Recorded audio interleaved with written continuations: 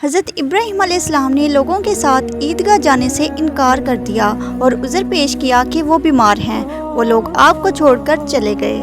بعد میں حضرت ابراہیم علیہ السلام ان بتوں کے پاس گئے اور دیکھا کہ ان کے سامنے کھانا پڑا ہے۔ چونکہ کھانا سب لوگ لائے تھے اس لیے یہ کھانا تعداد میں بہت زیادہ تھا، لیکن ان جھوٹے معبودوں نے اسے کھانا تو دور کی بات چھوا تک نہیں تھا۔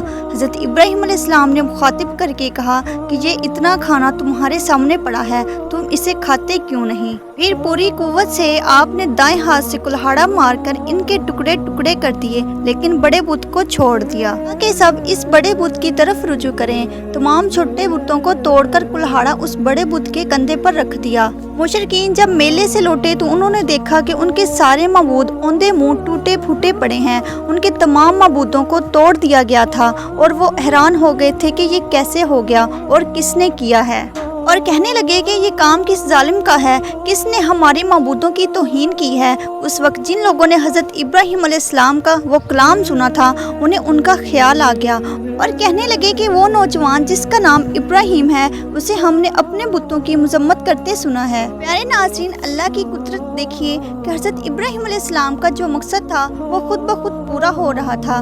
قوم کے لوگ مشورہ کر رہے تھے کہ سب کو جمع کرو اور اسے بلاؤ، پھر اسے سزا دو۔ چنانچہ تمام اہل باطل چھوٹے بڑے جمع ہو گئے، کاروائی شروع ہو گئی۔ کہنے لگے کہ اے ابراہیم، ہمارے معبودوں کے ساتھ یہ غلط حرکت تو نے کی ہے۔ ابراہیم علیہ السلام نے جواب دیا، یہ کام تو اس بڑے بت کا ہے، مجھ سے کیوں پوچھتے ہو؟ تم اپنے معبودوں سے کیوں نہیں پوچھتے کہ ان کے ٹکڑے کس نے کیے ہیں؟ حضرت ابراہیم علیہ السلام کا جواب سن کر سب سوچ میں پڑ گئے۔ پھر کہنے لگے کہ ہم نے بڑی غلطی کی ہے، ہم نے اپنے معبودوں کے پاس کسی کو حفاظت کے لیے نہیں چھوڑا۔ اس قدر واضح بات محسوس کر کے بھی وہ ظالم ایمان نہ لائے، بلکہ شیطان نے ان کے دلوں میں وسوسے ڈال دیے۔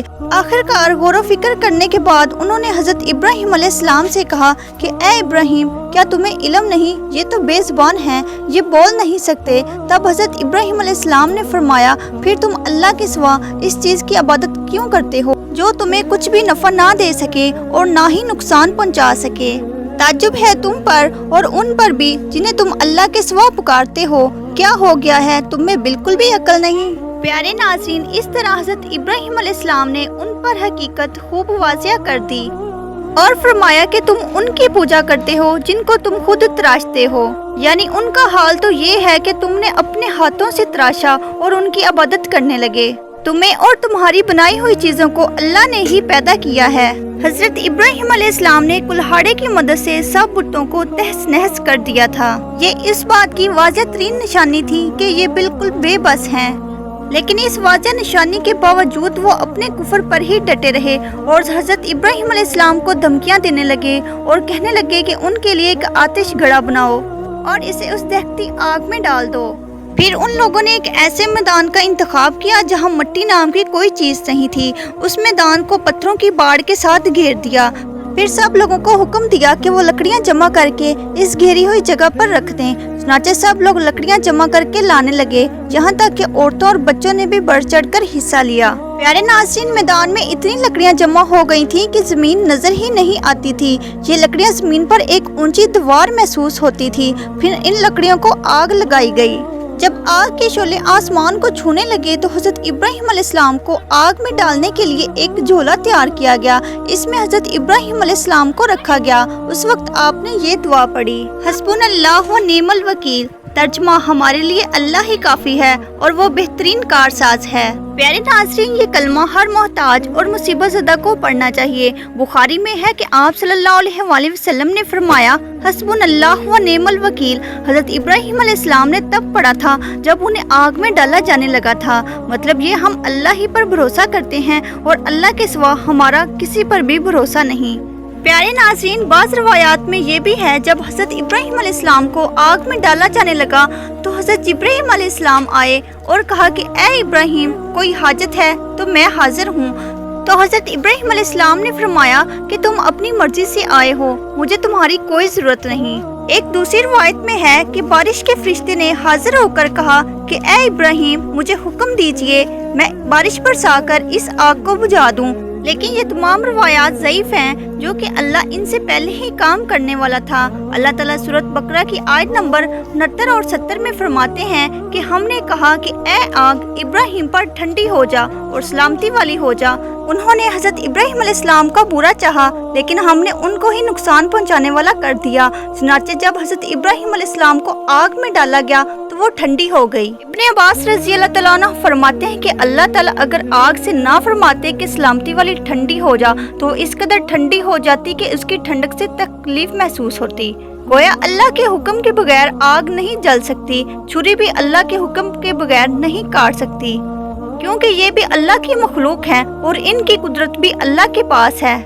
وہ چاہے تو ان کو قدرت عطا کر دے اور وہ چاہے تو قدرت واپس لے لے۔ آگ کو ٹھنڈا ہونے کا حکم ہوا تو وہ ٹھنڈی ہو گئی۔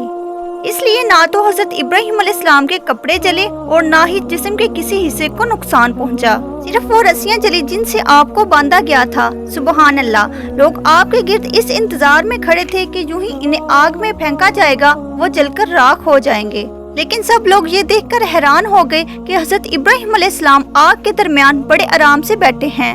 پیارے ناظرین، بعض روایات میں ہے کہ حضرت ابراہیم علیہ السلام فرمایا کرتے تھے کہ مجھے ان دنوں جو راحت اور سکون تھا ویسا آگ سے نکلنے کے بعد بھی نہیں ملا۔ لوگ اس معجزے کو دیکھ کر حیرت زدہ تھے۔ پھر حضرت ابراہیم علیہ السلام آگ سے نکلے۔ اتنا بڑا معجزہ دیکھنے کے باوجود بھی حضرت لوط علیہ السلام کے سوا کوئی بھی شخص پورے شہر میں ان پر ایمان نہ لایا۔ اللہ تعالیٰ فرماتے ہیں بس حضرت ابراہیم علیہ السلام پر لوط ایمان لائے، مطلب یہ کہ پوری بستی میں سے بس لوط ہی ایمان لائے تھے، باقی کفر پر ہی ڈٹے رہے۔ حضرت ابراہیم علیہ السلام ان کا رویہ دیکھ کر نا امید ہو گئے اور کہا کہ اس سے بڑھ کر کون سا معجزہ دیکھنا چاہتے ہیں۔ ان کے بتوں کو توڑ دیا گیا، اپنی آنکھوں سے اللہ کی نشانی دیکھی، پھر بھی یہ لوگ ایمان نہیں لائے۔ چنانچہ اس کے بعد حضرت ابراہیم علیہ السلام نے ہجرت کا ارادہ فرما لیا۔ پیارے ناظرین، آج کی ویڈیو آپ کو کیسی لگی کمنٹ میں اپنے رائے کا اظہار ضرور کیجیے گا۔ ملتے ہیں بہت ہی جلد اگلی ویڈیو کے ساتھ، تب تک اپنا اور اپنے پیاروں کا خیال رکھیے۔ اللہ حافظ۔